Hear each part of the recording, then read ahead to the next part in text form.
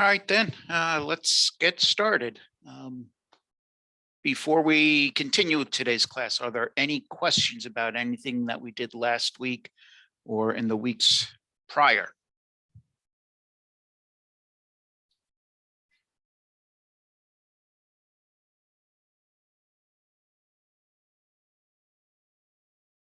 Okay, then. Today we are going to discuss distributing your survey because, of course, you didn't do all that work in creating the survey and testing it and everything else just to have it sit in Qualtrics and not do anything with it. So before you actually do distribute your survey, I'm just going to go over a couple of things. You do want to, if you haven't at some point, go through the review, do the spell check, check the survey accessibility, very important. Analyze the survey is like the expert review. And if you remember from a long time ago, this can be useful, but you have to take things with kind of a grain of salt, because sometimes it'll say things like, oh, you have too many open text fields. Well, you might need those text fields. So, it's good for, perhaps pointing out things that might be problematic. But as I say, take it with a grain of salt. And then, of course, there's also the, where'd it go? Generate test responses. To generate, I guess you could call dummy data to make sure that that's working. This, of course, is no substitute for having actual human beings taking your survey, trying it out, and giving you feedback on how it works and what makes sense and what might not make sense, and making sure all that your logic and everything else is working correctly.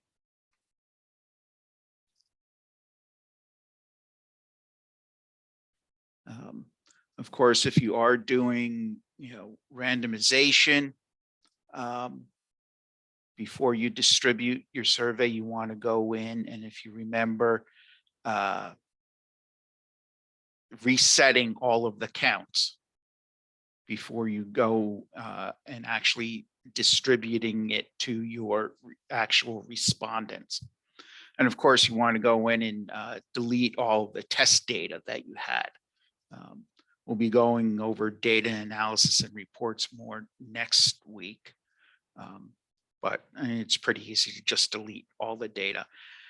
It's not the end of the world because all the data has the date on which it was recorded. So everything before the day that you actually distributed is dummy data, and you can always delete it at some other point.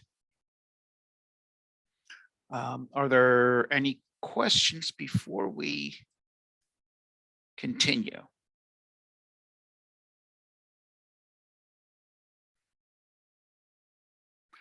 Okay. So in distributing your survey, you have a few options. I just have, as you can see, a very simple survey here. I'm just asking for first name, last name, and email. And you'll see why these are important in a moment. But let's just go up to distributions for a moment.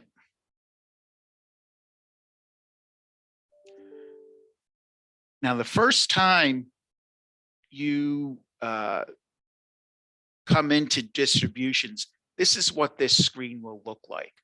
It will not look like this the next time you come in. If you do any of these, if you do the email, web, social, mobile, etc. Email is using the Qualtrics email system to send your survey out. You need a contact list to use this. We're going to show you contact lists in a moment. If you have your own email system, some universities and even many businesses have their own email system. This is where you can generate links for each of the people in your contact list to use in your own email system. It's done automatically if you use Qualtrics. If you're using your own, then you need to generate one of these so that you can track your respondents, know who has responded and who hasn't, send out reminders, thank yous, etc. I don't know of anybody who's used their own email system because, of course, it's a lot easier to use the Qualtrics one. The web is, you can get an anonymous link. And then I'll click on it here.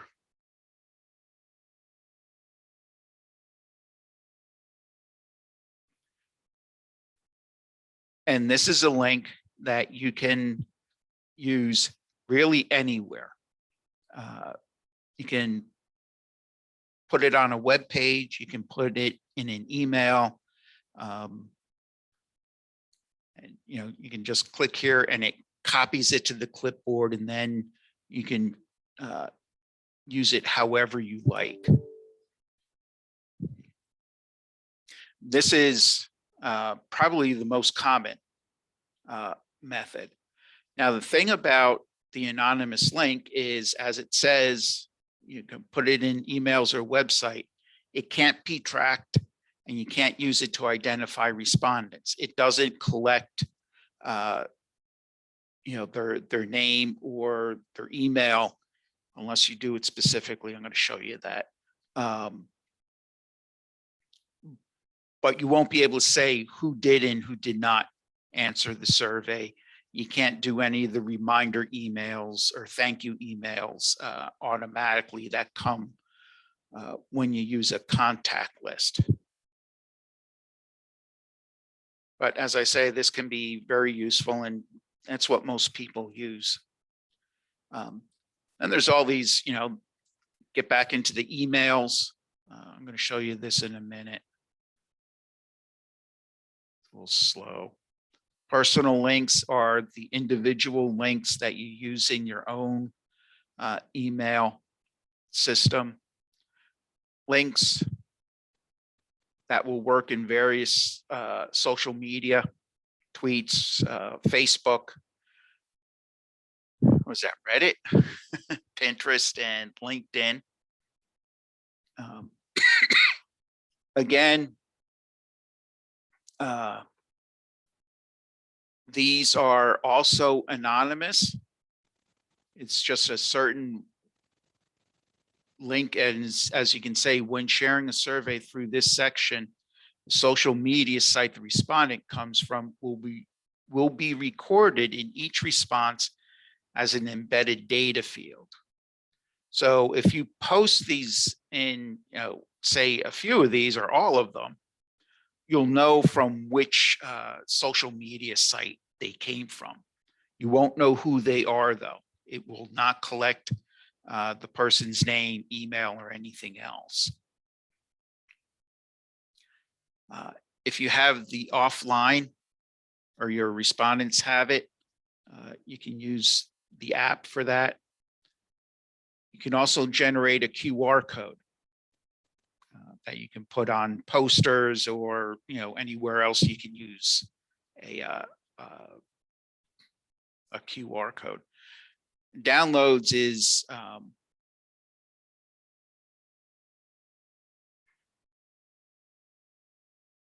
just the information from the distributions. You'll see once we get the distribution summary. Of course, we haven't distributed this, so it doesn't, but this would show you how many emails were sent out, how many responded, how many are halfway through, started the survey but haven't finished it, etc.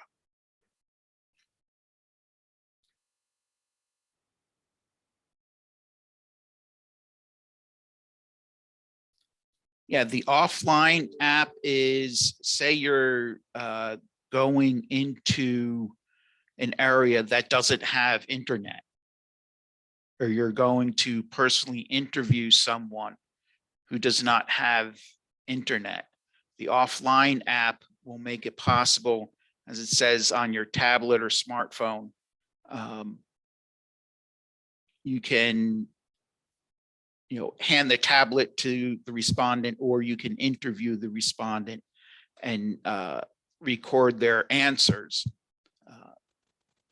without having to be online.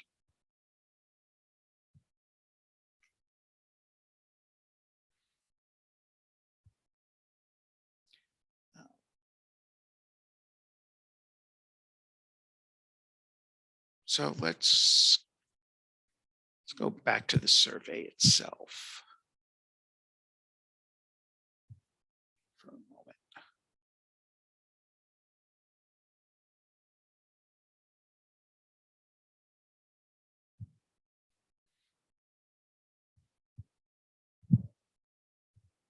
So actually, as I show you here, it's just first name, last name, email. These are the basics that you'll need for a contact list. What I'm going to show you is just the anonymous distribution first.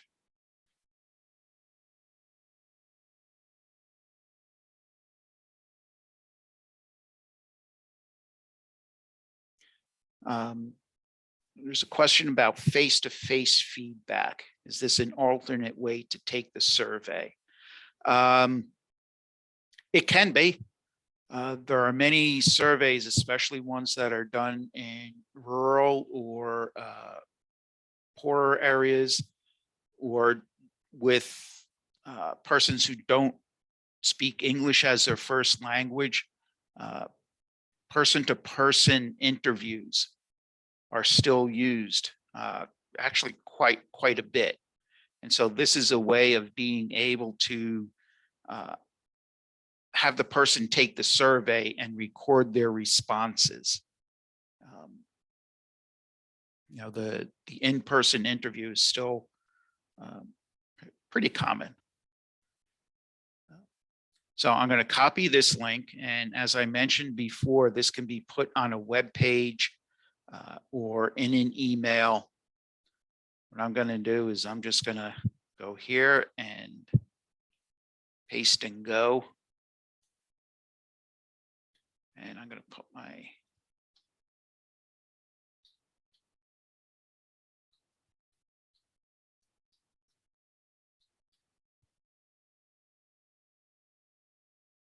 and ta-da.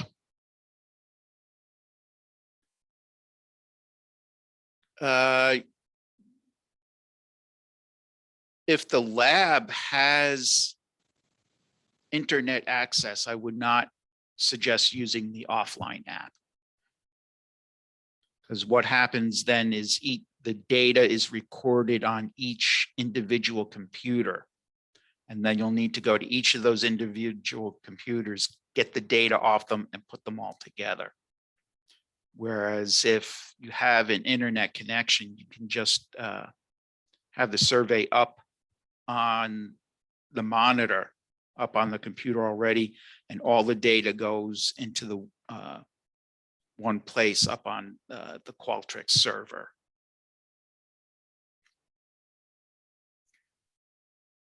So take a look at the data and analysis. Now, sometimes these things, I am going to.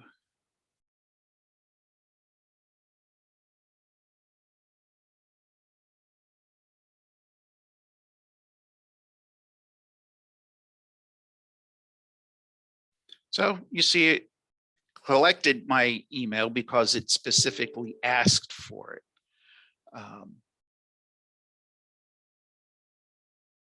But otherwise,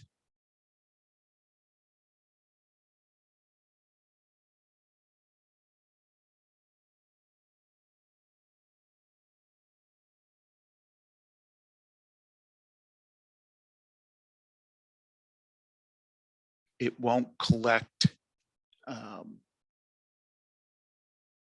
that information. This will, once we do contact lists, you'll see. Okay, can you see the Excel sheet?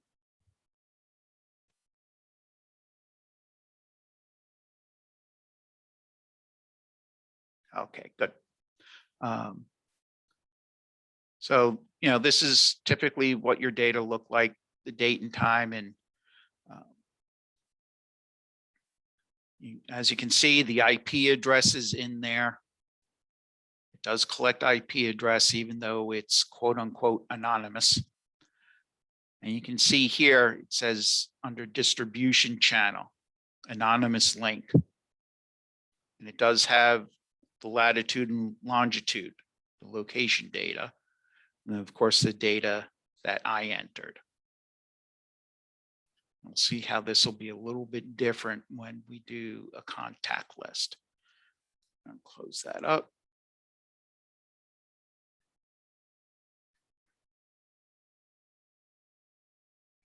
Okay, so doing an anonymous distribution is really pretty simple. Let's go to distributions and we'll see what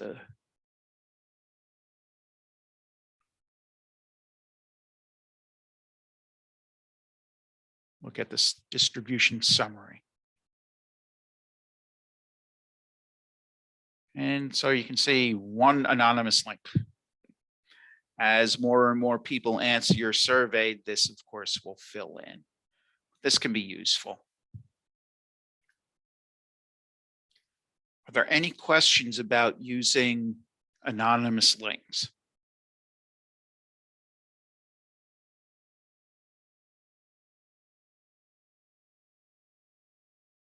Is there a way to distribute the survey to someone who is blind? How would they take the survey?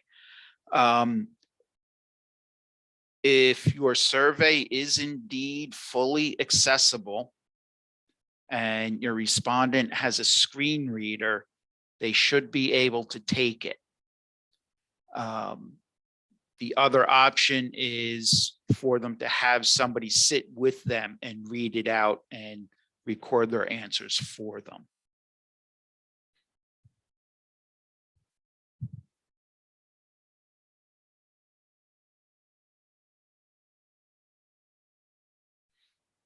Okay, let's talk about contact lists. And you come up here and then you go to contacts.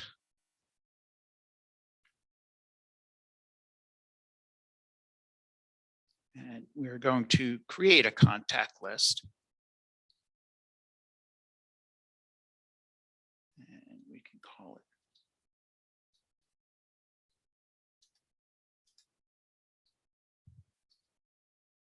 and you can put it in a folder if you have them.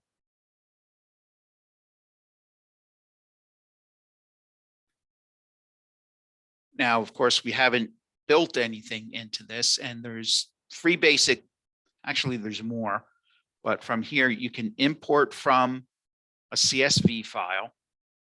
You can add manually, and you need to put in the email, the first name, and the last name. This external data reference is a holdover from the very earliest days of Qualtrics. You don't need to put anything in this column, and you don't need to put anything in the language column. That's the default, is whatever you have set your default language to. You can also import from a survey. So as in my little example, I asked for name, first name, last name, and email. So if you have another survey that has asked that information, then you select the project. You can filter it for a specific date range. If you want new contacts or updating. And once you go through all of this, it will then take that information. Actually, let me. Where'd it go?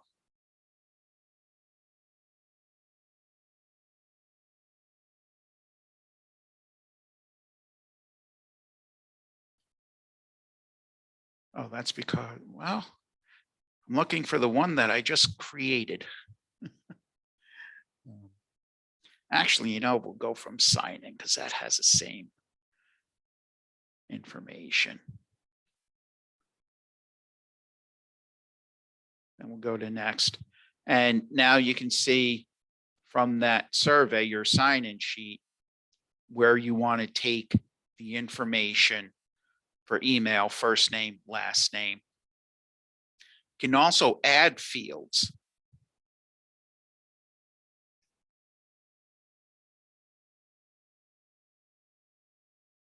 Including, the create new embedded data. And this can be useful because if you have also asked in this other survey for the person, say, their age, their gender, etc., you can add that information to the contact list, and then you can access that information anytime you use that contact list.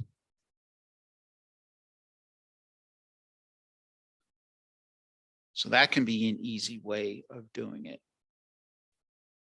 If you want to import from a file, and it has to be, as it says over here, the file requirements, they give you a sample document, a CSV file, or,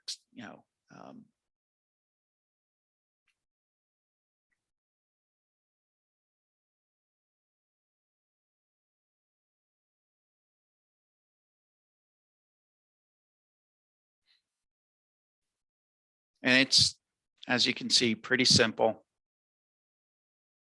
You have first name, last name, email, an external data reference, and then the sample gives you embedded data A and embedded data B. You can take these columns out if you do not have embedded data.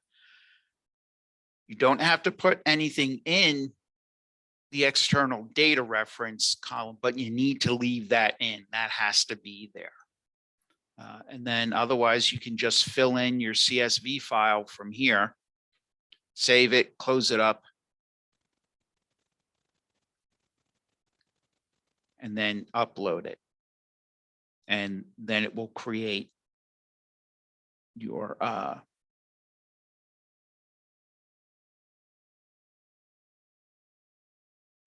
I'm just going to put in my information here for now.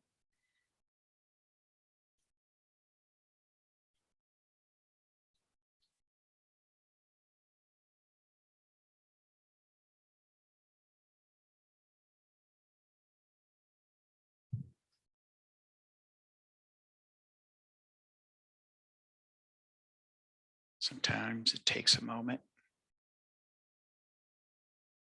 There we go.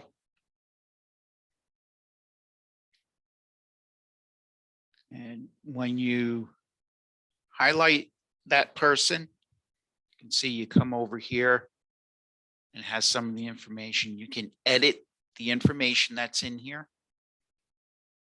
their name, language, etc. If you have any embedded data, you will see that down here. You can add it too. So even if you didn't do it when you actually created the contact list, you can now add it if you want. This view history is just, you'll see whenever this person was emailed using the Qualtrics emailer, whether it's an invitation or a thank you or a reminder, and from whichever survey. I think I forgot to mention that any contact list can be used with any survey.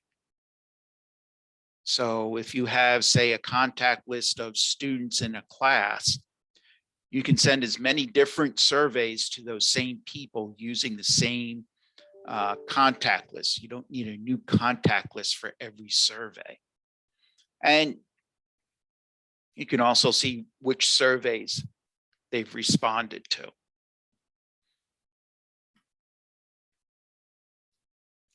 If you come over here, you can see it's checked, and you can check a whole bunch. You can delete them. You can either opt them in or opt out. If you opt them out, you see how it's grayed out. When you send a invitation or any other mail using the Qualtrics mailer, they will not get that email if they have been opted out. So that's a good way of, if people say, I don't want to be bothered with this anymore, you just go in and click to opt them out rather than deleting them entirely.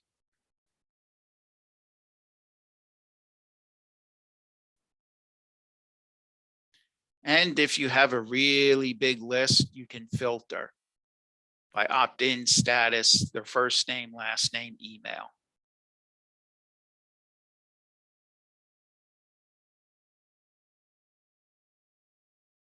And over here, there are list options. You can export the list. That's just putting it back into another CSV file. Even though you've already created some, you can still import using a CSV file. You can send a rather simple email to the list. And this is how I send out those reminders that you get from reply to subject, and then all the piped and other things in here. And this will go to everybody who is opted in.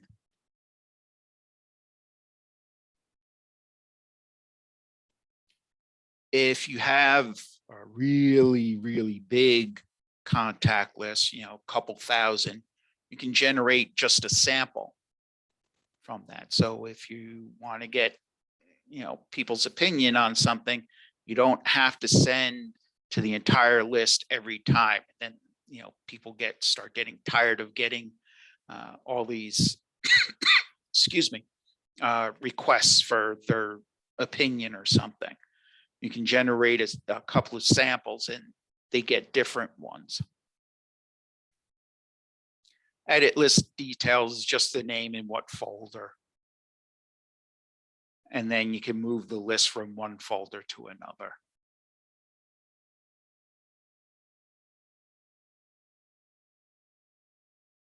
Are there any questions about creating a contact list?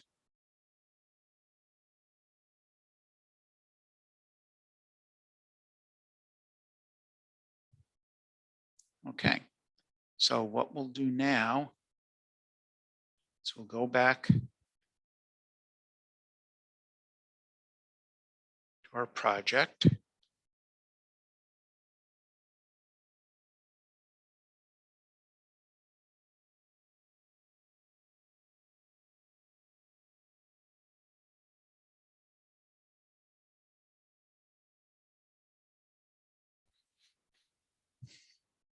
Come on, you can do it. Yay.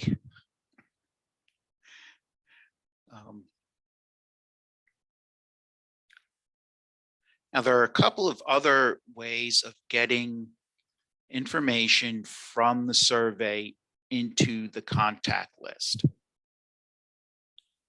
And that can be useful because sometimes you might want your main survey to be anonymous, but you might want to ask people, are you willing to, do another survey? Are you willing to talk to us on the phone?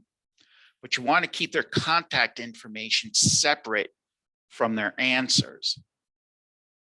So one way of doing that is at the end of your main survey, you ask, are you willing to do this? If they say yes, then you have a custom end of survey that sends them to another survey that asks for their contact information. And then from this, you can have this information put directly into the contact list that you've already made. Now, one way is if you come to survey options and then go to post survey, they have manage contact list triggers. This method, Qualtrics says they are going to phase out, but because so many people already have a whole bunch of these already worked into their surveys, it's still here. But they very much would prefer, rather than using these triggers, and same with the email triggers, is to do it using a workflow. We've looked at these a little bit. So we'll come to create a workflow. And for something like this, you would want it started by an event, which is the person answering the survey.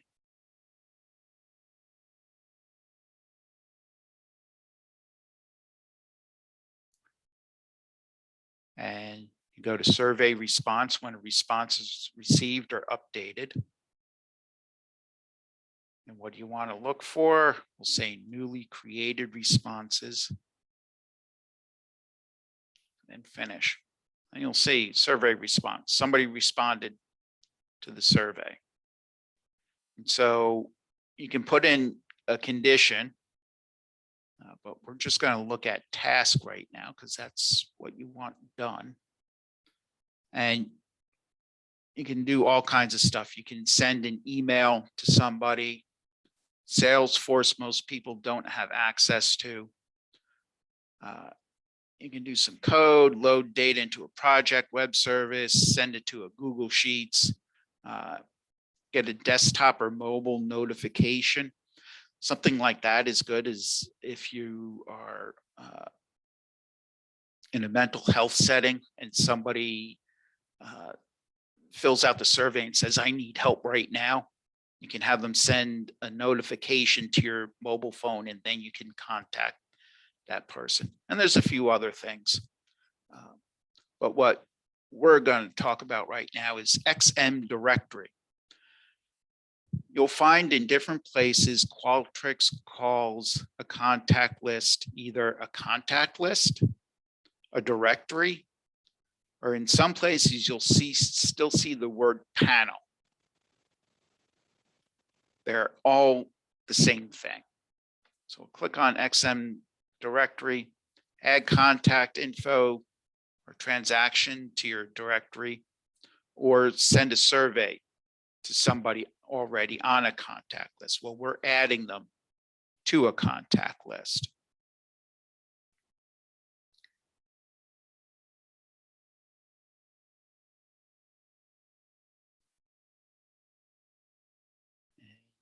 You can pick the contact list.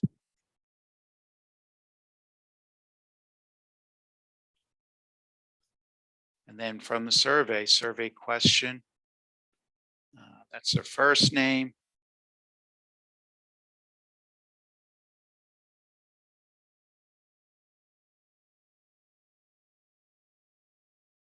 Last name and email. And then if you have other information that you're asking in your survey, their phone number, you can add that. You can put in more embedded data fields. The phone number comes in as an embedded data field. You can update if there's already some, and it goes by email address. You can update their contact information in the list, or you can unsubscribe them from the contact list, opt them out. You click save. And now, when somebody answers the survey,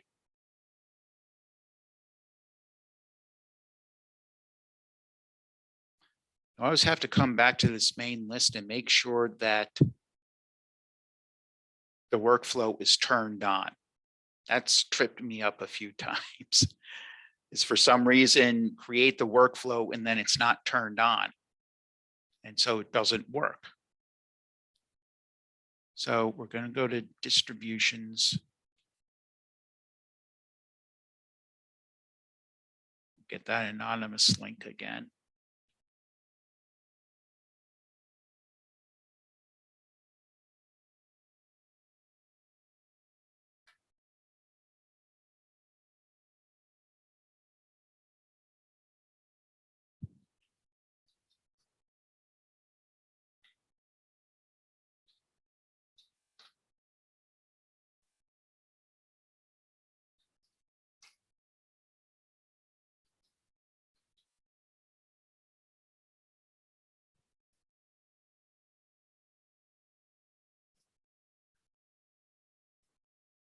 Close that up, come back here.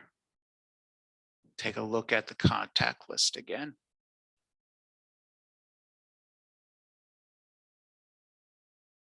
And you can see the new addition to the contact list.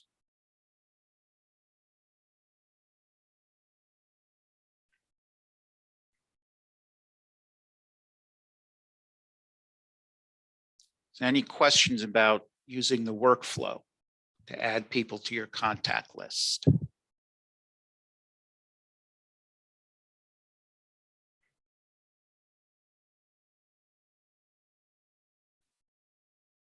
Okay, we'll go back to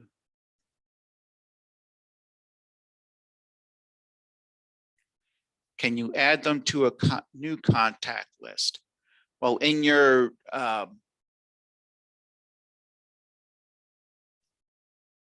in the workflow, come on, Qualtrics is slow today.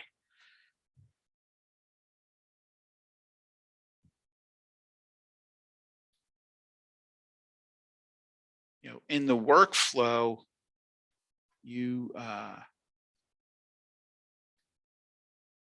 can specify what contact list to send them to, or to add it to.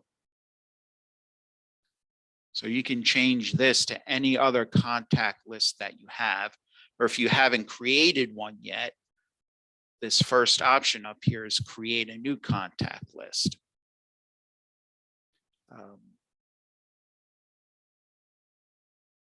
So does that answer your question?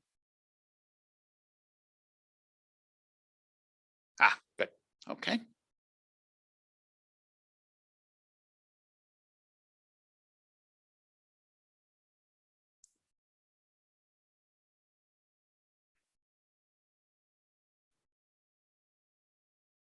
So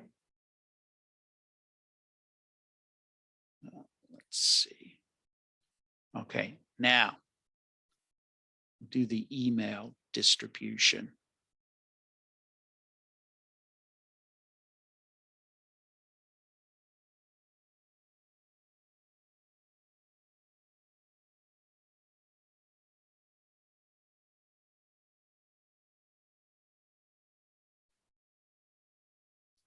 And compose email.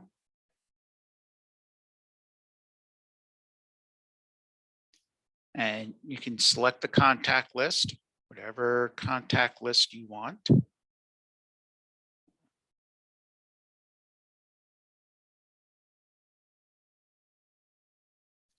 And as you can see, you get another drop down. You can do the entire contact list. You can create samples. Or you can send it to just one individual at a time. I'm going to select just me because I don't know if there is an actual real person with none at syr.edu. It'll look the same. You can change the from address and the from name and the reply to email.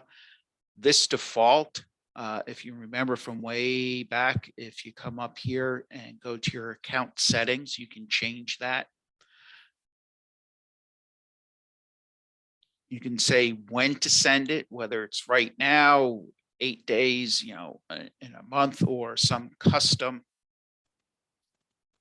time. I'm going to say send now. You can have a subject.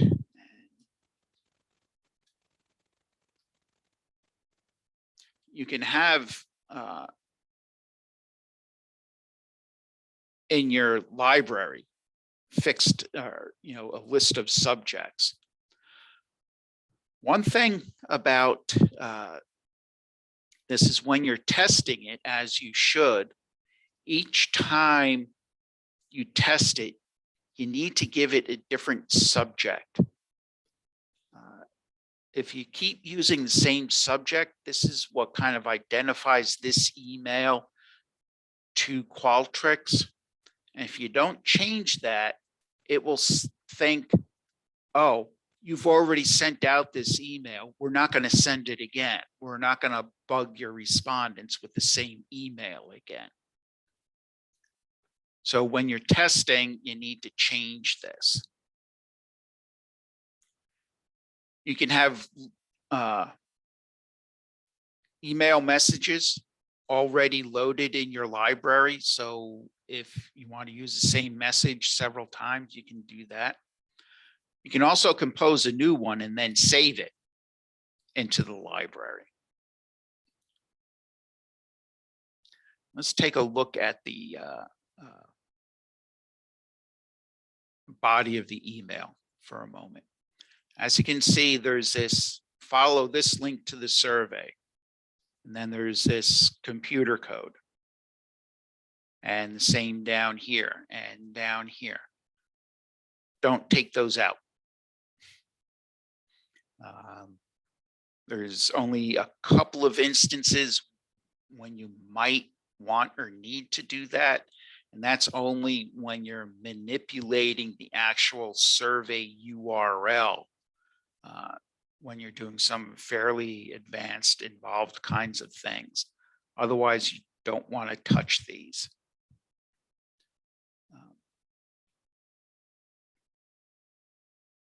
And you can write whatever you like.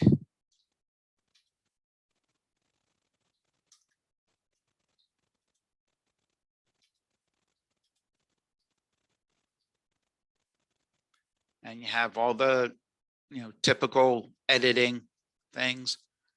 And here, again, you can put in piped text. You put a survey question in, embedded data fields. We've seen these many times before. So you can say, instead of dear you, you can say dear from the contact field, first name. And now when the person gets this email, it will say, dear Paul, dear Sam, dear Joe, whoever. And so you can put, pretty much whatever you like into the body of the email there.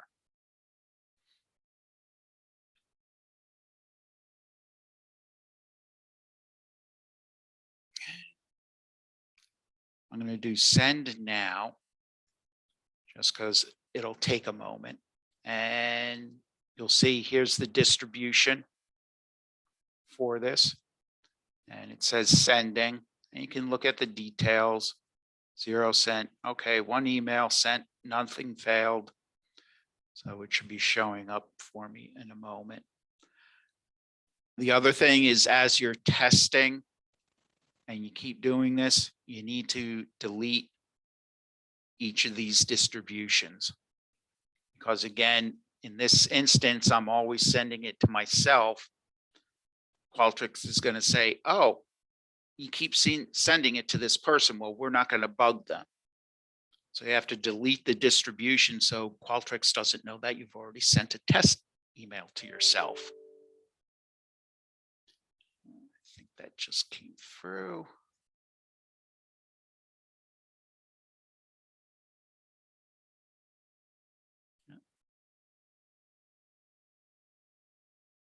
So here's the email. It says, dear Paul, please take my survey. And all that computer code that I show you turns into these links and the opt-out link.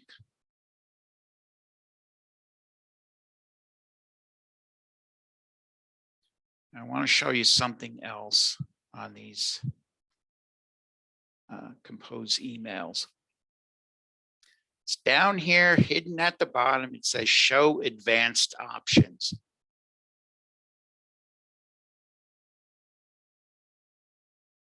Now, by default, everybody gets their very own link to the survey when you use a contact list and the Qualtrics mailer.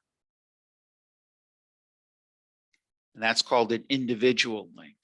You have a choice of a multiple complete, which means it lets the person complete the survey more than once. Or you can have it actually insert the anonymous link instead of the individual or the multiple completes. And it's the same anonymous link we were talking about a few minutes ago. And of course, it won't record who has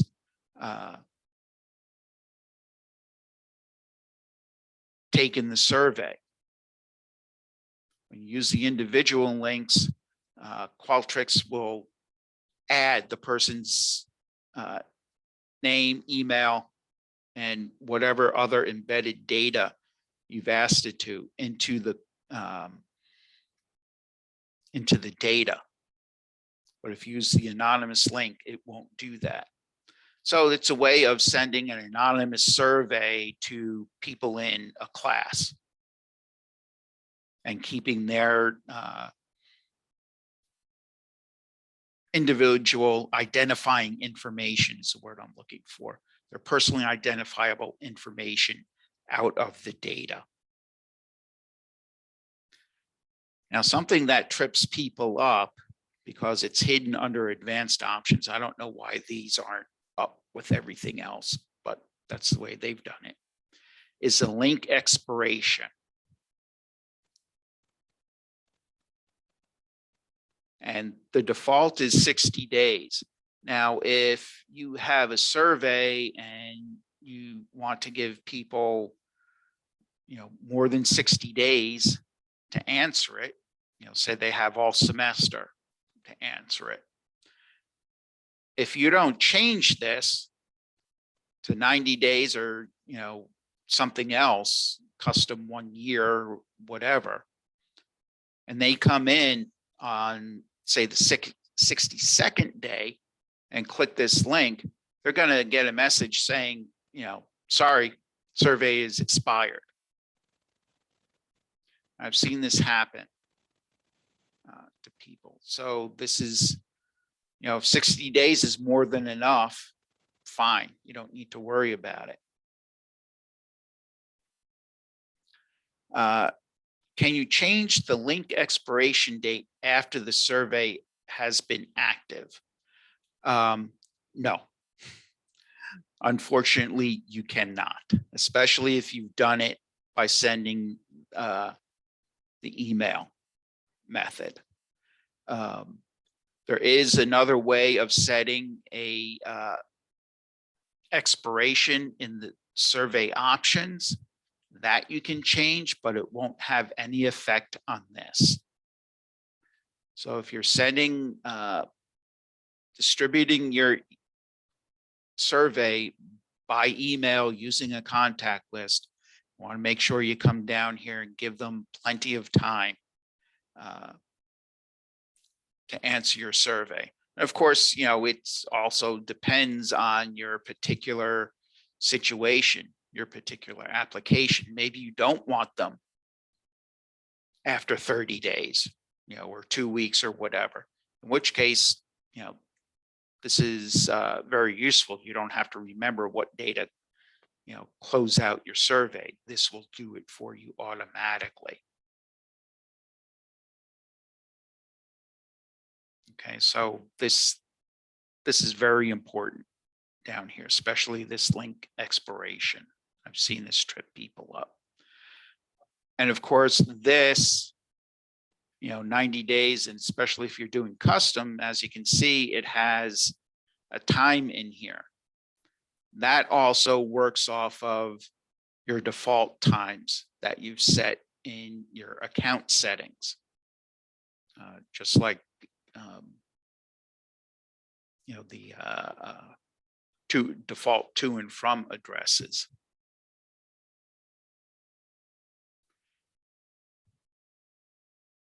This link expiration in the Qualtrics emails, yes, these are for this expiration. I'm going to go back to the survey.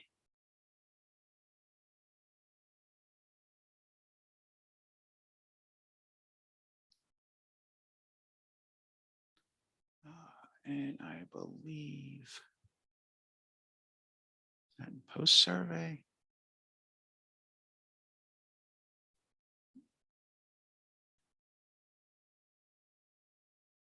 They move things around.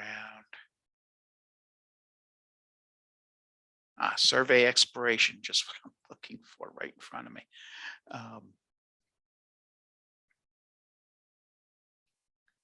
So here's all, incompletes, what to do with it. Survey availability, set a specific start and expiration date.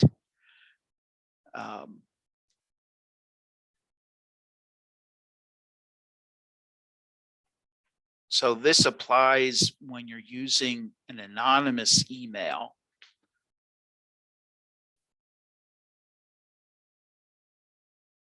So you can edit that, to whatever start date and expiration date you want. But if you set this expiration date, say to,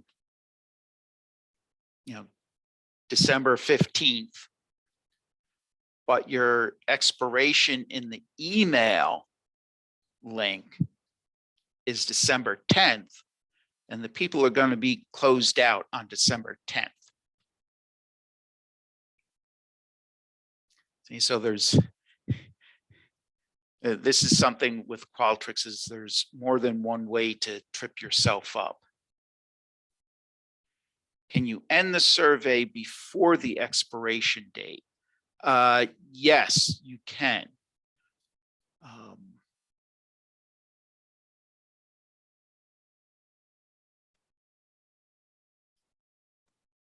And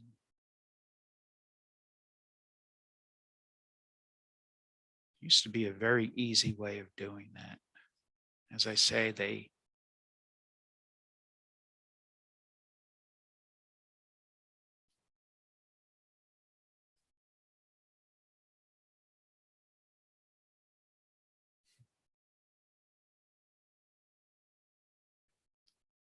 be in here.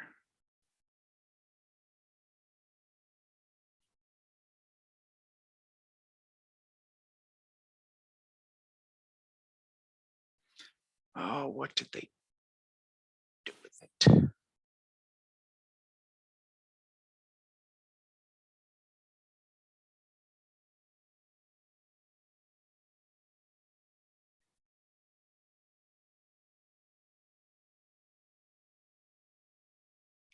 I suppose you could just change the survey availability date.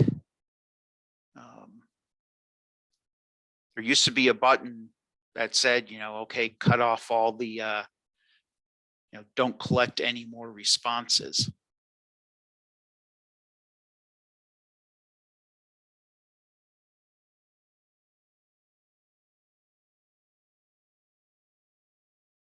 I don't know what they did with that. Is that under tools? No.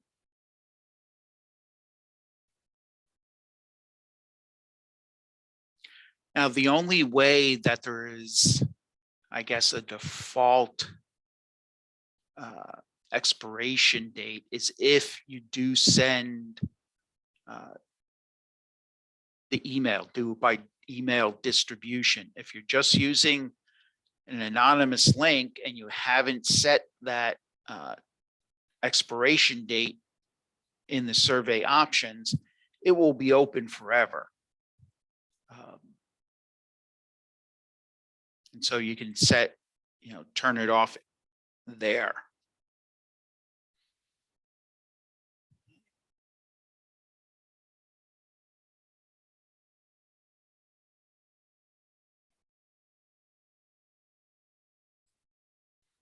Let's take a look at the data since we have a couple new things in there.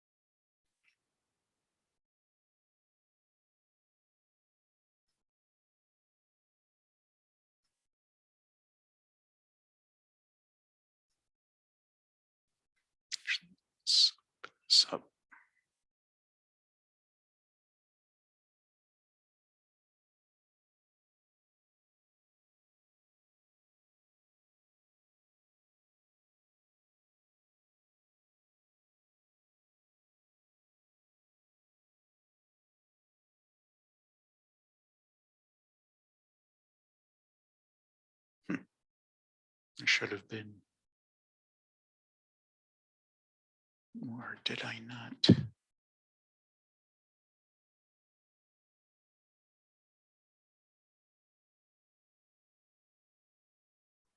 This distribution was not sent to the expected recipient.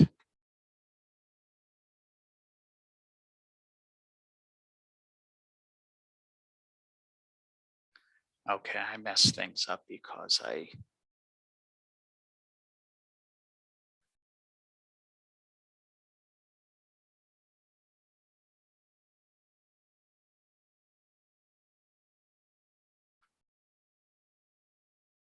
let's see.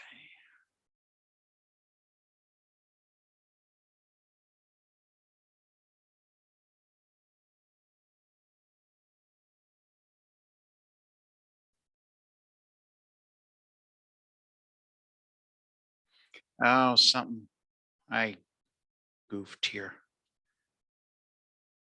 Now, what would happen is if you use the email distribution, with the contact list, is that recipient last name, email, and first name would all be filled in for that person. I thought that's what I did here, but I guess that was some other thing that I showed you. So when you use a contact list to send it out, you don't have to ask for their contact information, because it will automatically add it to the data.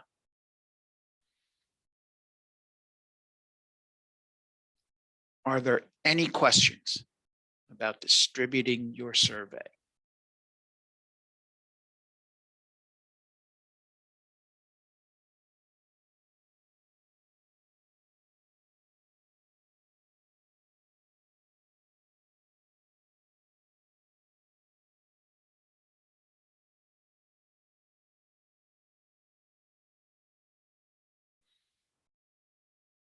Okay, then. That's all we have for today. We'll be back here next week, same time, for reporting your results. And that will be we have one class left. Okay, so if there aren't any other questions, I will see you all next week.